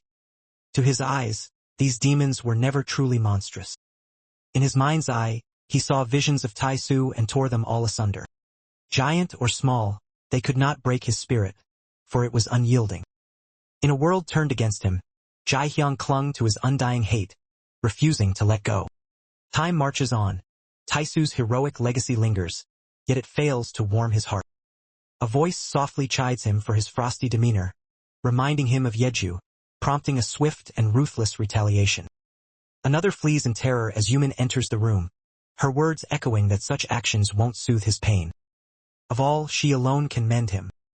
Tai-Su weeps bitterly, recalling the undead's triumphant cheers, a victory he never sought. He retraces steps to the familiar playground where once Yeju and he would play. Her seat, now shattered, stands alone, a poignant reminder of her absence. Suddenly, Yumin arrives, her touch gentle as she consoles him. His surprise is evident when she inquires if he longs for Ji-hyung again. Despite slaying his mother, Tai-Su stood idle before him. He cast him into the bloody abyss and sealed it shut. Was the fear in Tai-Su, perhaps, from having vanquished all SSS ranks preceding him? Tai-Su forcefully restrains her on the bed, demanding to confront him, vowing to tear him apart. Intrigue drove him to attempt opening a blood gate. He yearned to witness his actions, yet failed in his endeavor. Yumin prepares to disclose something significant. The cosmos decree periodic collapses. At such times, gates manifest. As time elapses, these gates intertwine with the abyss, eventually becoming blood gates. Fret not, for the proprietor of that realm will ultimately find him. Therefore, no need for concern. Their encounter is imminent. He ought to bide his time until their meeting transpires, if he harbors any desire to see him. Tai-Su grapples her once more and inquires who she could possibly be. Yumin merely wonders if his curiosity is truly insatiable. She'll answer his curiosity with a hint of intrigue. I'm none other than Ji-young himself. Known as Pale, the overseer of hell, he's the one chosen to lead the apocalyptic army once all gates become floodgates. He's already wrecked countless worlds, yet this was the first time all gates closed simultaneously. Creating gates is a cosmic rule even for Pale. However, Ji-young, the escapee from hell who manipulated dimensions and almost opened gates with Pale's power, well, that's theory. When Ji-young plummeted back in, Pale detected human energy and attempted to locate him, but it eluded his grasp. 6 years passed, and Ji-hyung transformed into a literal monster. But now, after all this time, Pale has finally tracked him down. A crimson glow looms outside, signaling the end times have begun. In a dim corner, Ji-hyung sits with 2 others, watching his own tale unfold on the screen before him. He'd had a chilling dream about his mother being torn asunder, and here he was, reliving 6 years of hellish existence as a monster. Torment, not destruction, seems to be Ji-hyung's aim towards Tai-Su. His powers, if obtained, could enable an escape, but at a catastrophic global cost. A flicker of madness crosses his eyes. Desperate to flee, he seeks vengeance first, yearning for the freedom that comes with it. Yet, his pain runs deeper than anything seen before, keeping him bound to this world. The 5 years within the Bloodgate were a battle for survival, not an act of aggression. What injustice had Tai-Su inflicted upon him, that wretch? His vengeance will be gruesome and brutal, yet he too was once blameless. Still, the thought of taking countless innocent lives lingers as a haunting specter. His father's life was snuffed out by an irresponsible driver. He annihilated Japan in a bid to salvage it from its own destruction. Lucas, however, was nothing but a stream of empty words. Then came the Chinese man, who breathed his last without offering aid. In the end, he could have saved him but chose not to. Such cowardice is unforgivable. If not for that fateful encounter, their days would have unfolded as a blissful tale. Truth be told, it wasn't quite that storybook. Who would have guessed Taisu, in his desperation, would take the life of his own mother? In his heart, he yearned to tell her the truth, burdened by the innocent lives he had taken, and now feeling every ounce of their pain. The curtain falls on this tale, with Jae-hyung seeming to embrace the chaos, both sides of his mother included. Taisu's actions have ensured a prolonged period of tranquility for the world. Everyone appears content without him, but the story isn't over yet. The void left behind is all that remains, signaling his time has come. He casts one last gaze upon himself, offering a final farewell. With a grand sweep, the titanic gate opens, and Jae-hyung, the harbinger of darkness, makes his descent. With a final gaze, Taesu and Taisu lock eyes, then Taesu starts to fragment into countless replicas. This is their climactic face-off, Ji-young's forces of grudge against Taesu. Their confrontation ignites with a massive blast. Ji-young charges at Taesu on his infernal dragon, unleashing malevolent energy into the earth, corroding it utterly. Taesu retaliates with his own dragon, charging Ji-young. Yet, their attacks transcend logic as portals multiply by the second. A grandmother weeps for her slain son, others fall lifeless due to past transgressions, while somewhere, a child, mirroring his father's actions, employs his divine powers to save lives. Jae-hyung summons countless portals in an attempt to capture Taesu. However, he summons a vengeful specter to immobilize his leg, loathing him profoundly. Haunted by the spirits of those he took, Jae-hyung is threatened. Taesu lunges forward, noticing the nooses around his neck. But Jae-hyung seizes them and hurls Taesu into the ice they now inhabit. Taesu emerges, bolstered by the presence of all the Otherworld Hunter Alliance members nearby. Indeed, they reside within him, fueling an internal struggle as their powers clash. Yet, Ji-hyung seems to grasp his own power, chuckling as Taesu emerges from the ice. "Wasn't it you who took his life, though?" His father, he retorts, silenced by the unexpected. Haunted by memories, Taesu recalls his abusive father, his mother's screams echoing in his mind. Little Taesu could bear it no more, the cries and shouts driving him to action. One fateful day he seized control, a knife gripped tight, only for fate to intervene. In an unexpected twist, he stumbled, sending the knife plunging into his father's neck. At that moment, his powers bloomed, and his mother fled, leaving only his brother to manipulate him, shaping events ever since. Even in slumber, visions of those he claimed haunt him, tormenting him as he dreams. Yumin knew the turmoil had returned. It was a cycle she could not bear to see repeating. Taesu sought a means to lock away powers, yet found none. A curious thought stirred within Yumin, estimating the multitude of personas lurking within him. Could he manage it? He yearned for another encounter with Yeju, Taesu's resilience on the verge of collapse. Countless attempts to resurrect the departed left him despondent, each failure adding to his confusion and despair, uncovering new possibilities. He learned that reality could be manipulated using gravitational forces. Indeed, he envisioned returning to before Yeju's demise, experimenting with countless abilities through the application of gravity, a total of 14,000 times. Chaos ensued as continents crumbled under his experiments, brushing with death multiple times, yet eventually mastering time manipulation. Alas, there was an issue. No matter the effort, he couldn't reach the desired moment, meaning he could not save Yeju from her fate. Perhaps the timeline had been severed due to him sealing the gate, a riddle that remained unsolved. Seems like a no-go situation. He sought solutions, trying every trick in his arsenal. Over and over again, he journeyed through time, only to meet failure each time.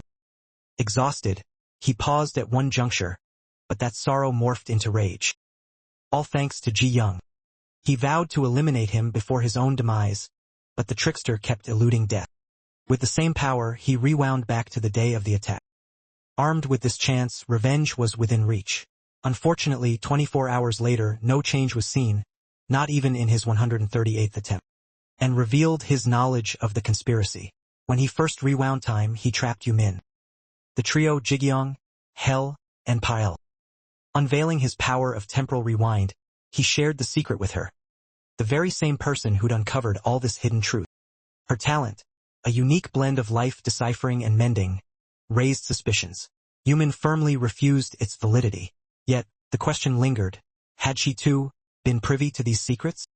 As her gift flourished, she began to perceive not just the ebb and flow of life but also glimpses of a grander scale, the birth and fall of their world. From tracking air currents and water streams, to sensing earth tremors, and eventually, discerning the rhythm of stars, she was seeing far beyond the present. The future lay before her. Regardless of the words he used, their fate remained sealed. The scenario where Ji Young emerges from the gate and annihilates their world. An inevitability. Despair ruled, making life seem pointless.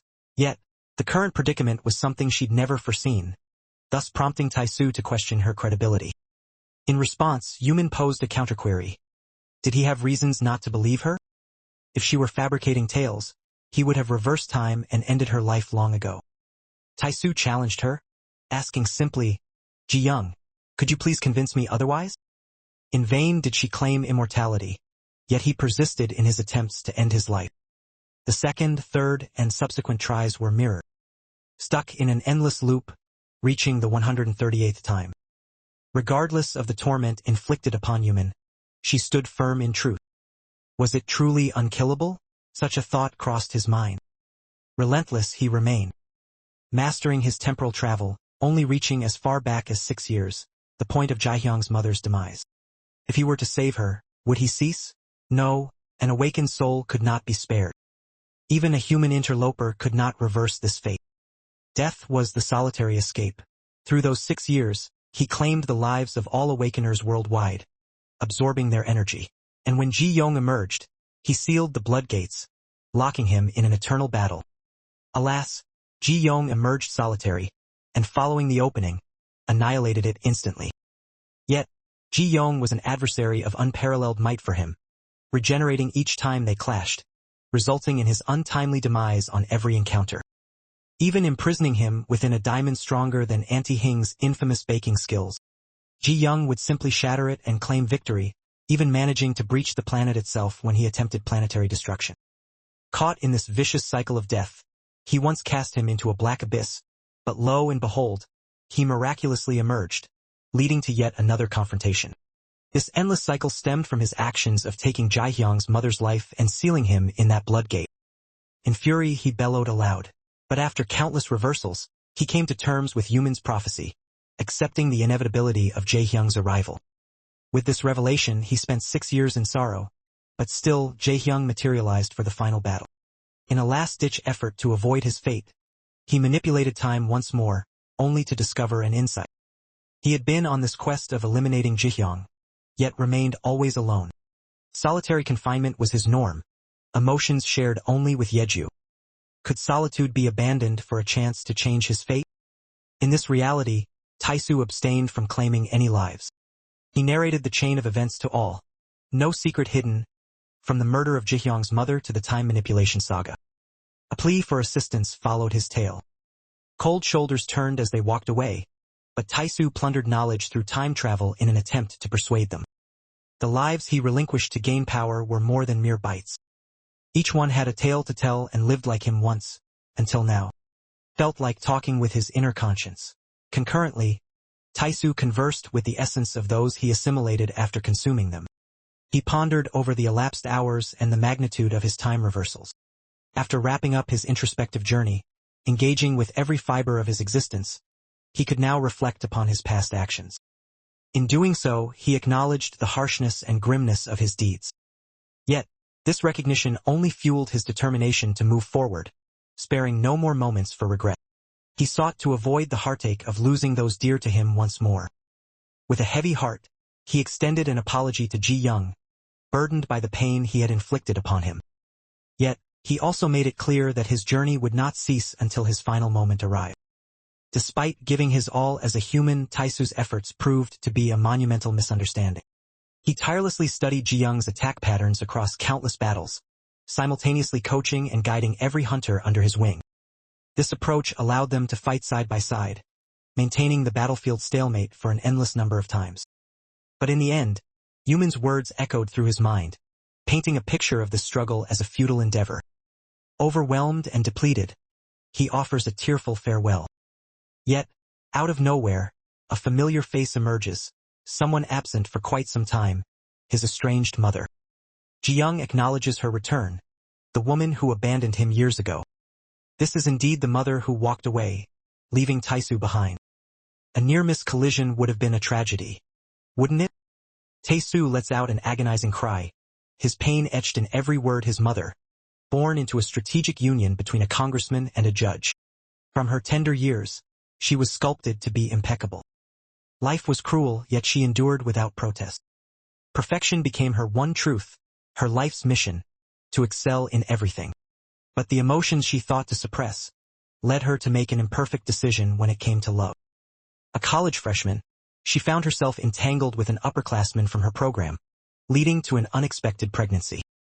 Abandoned by both the senior and her own family, she paid a heavy price for her imperfect choice. The consequences of her decision were unforgiving. In his brother's presence, she found herself inescapably drawn. From that moment, maintaining perfection became her life's mission, even when it came to love. Why though? He had never crossed paths with her in any of his time jumps. Could it be she saw him as the epitome of flawlessness, or was she here for a picture-perfect farewell? In an instant, her world split apart. Taesu's reality crumbled like a house of cards. Little by little, he began to grasp Ji-hyung's unspoken feelings towards him. Spilling the beans, he recounted his myriad time jumps, countless lives extinguished. Regret gnawing, no longer yearning for a time rewind. He admits his wrongdoing, apologies, acknowledges causing a ruckus. Ji-hyung queries why he took her mother's life. Taesu yearns for an explanation, a justification, but truth be told, he himself is puzzled by his actions. Ji-hyung takes his head off, giving Taesu peace after a lifetime of turmoil, yet he's reborn once more. Suspecting self-revival before death, he silences his thoughts and repeats the deed himself. Alas, he's resuscitated again, so he opts for a metal pipe to his skull, yet the outcome remains unchanged. He leaps from a skyscraper, but fate seems relentless in its pursuit. He claims enlightenment, yet keeps coming back no matter the ordeal. He screams out, desperate to find an end. He sought a dignified death, but who cares about dignity when one's life is stuck on repeat? The man yearns for the release of death. Alas, his wish has led him into an endless cycle of demise. Still, he seeks answers to why this torment persists. But Yuman offers solace, and he pleads for guidance. She explains his predicament. Time's loops, caused by mana layers twisting reality, seal his fate. Each death leads him back here. Here awaits Ji-yoon's inevitable blade. A grim dance, endless and unchanging. Acceptance is necessary, a painful truth he must comprehend. This is his destiny now, a loop of death, forever repeating. Taesu struggles to grasp the concept, questioning Yuman's identity. Upon hearing, laughter escapes him, as he realizes all hope has vanished. With Taesu's demise, Pale unleashes hellish armies upon the earth, reducing it to rubble and leaving a crimson veil in its wake. Yuman applauds Ji-hyung for a job neatly executed. Eternally, Pale, the ruler of hell, demolished countless worlds. He lost grip on his identity and purpose for his deeds. All that remained was chaos. Yet, a profound emptiness welled up within him, leading him to attempt to birth life but falling short each time. In sheer desperation, he extracted his own heart and brought forth a daughter who embodied his very essence. Indeed, Yumin enlightens Ji-hyung on this matter. Her name is Payal. To his eyes, she appears human. Born in the ravaged lands of Earth 4.5 billion years ago, she was abandoned outside the gates of hell due to her inability to survive in her dimension of origin. Death eluded her because of Pale's power, ensuring that even if she perished, she would rise again from the ashes, forever trapped across dimensions.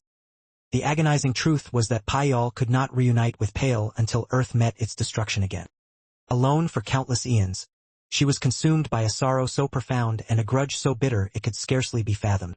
Human connections, elusive to her who had known solitude for millennia, suddenly became tangible. Yet, the depth of these feelings remained alien to Payal.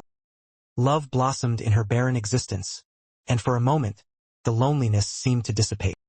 But as seasons changed, the love of her life vanished, leaving Payal alone once more. In time, she bore offspring, who in turn produced new generations. And just as those children grew and multiplied, so too did the echoes of her loneliness. Farewells became a familiar refrain, each one bringing fresh faces and fleeting connections that inevitably ended in heartache. The loneliness she had thought vanquished now crept back into her existence like a ghostly whisper. Over the course of her long life, Payal bore witness to pain beyond comprehension. Yet, this was a burden she couldn't shake off. In that instant, she comprehended her father's actions. He sought to escape his loneliness, even if it meant giving away his heart. This was the moment when his heart revealed a future, their reunion. A bloodgate's wrath would shatter this future. His defiance of monstrosity and escape from hell contradicted cosmic laws, tearing open a rift in dimensions. Only he could perceive the various fates of the world. Ji-young wonders if she exploited him, but it's then that he recognizes. His parents, his life, were all her creation? She confirms, sending him hurtling towards her. But with a gentle touch, she strips him of his powers, ending the predicted future. For Taesu's sake, she granted him the cruelest demise. Now he's trapped in an endless cycle of deaths. She feels certain he doesn't grasp it, but he needn't fret. All will end now. Joke. Wondering if he'll get a better ending in the special edition.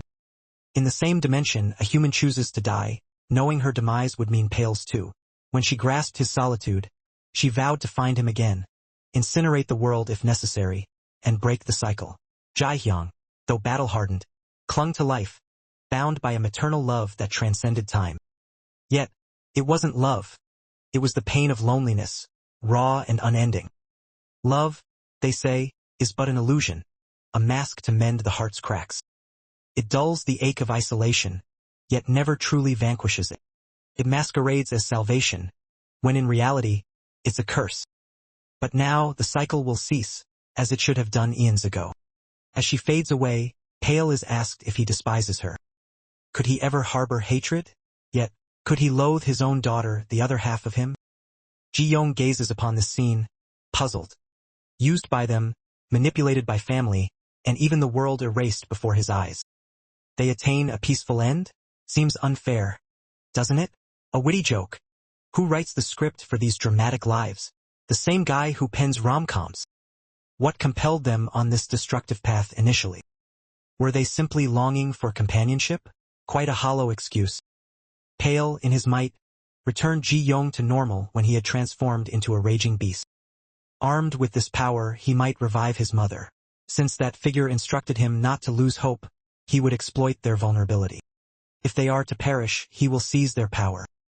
He devours Pale's heart, and Human declares he's now just an average human. It was thought impossible for him to absorb Pale's power. But suddenly, he does. A colossal explosion looms, threatening to obliterate everything, as Human shouts at him not to proceed. Hasn't he understood that loneliness cannot be vanquished without parting with life? Undeterred by the spectacle, Ji-young pursues reunion with his mother. Gazing upon Pale's dwindling essence, humanity comprehends the magnitude of this transformation.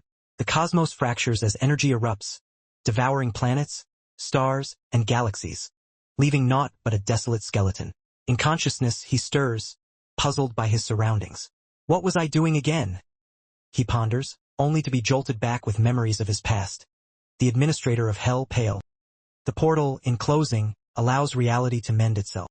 For eons, Pale had subjugated infinite realms, nurturing them relentlessly. Alas, he lost his essence, surrendering rationality. From the core of his being, a gnawing loneliness echoed.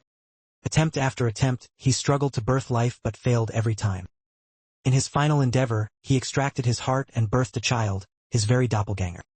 This catalyzed the sequence of events that transpired thus far. The torment and anguish Ji-young endured, the lives sacrificed in vain. All for what purpose? A woman's heartache echoed, her solitude palpable like never before. Pale, unaware of their shared predicament, pondered if Ji-young might be the mystery creator, the one stirring the rift in time.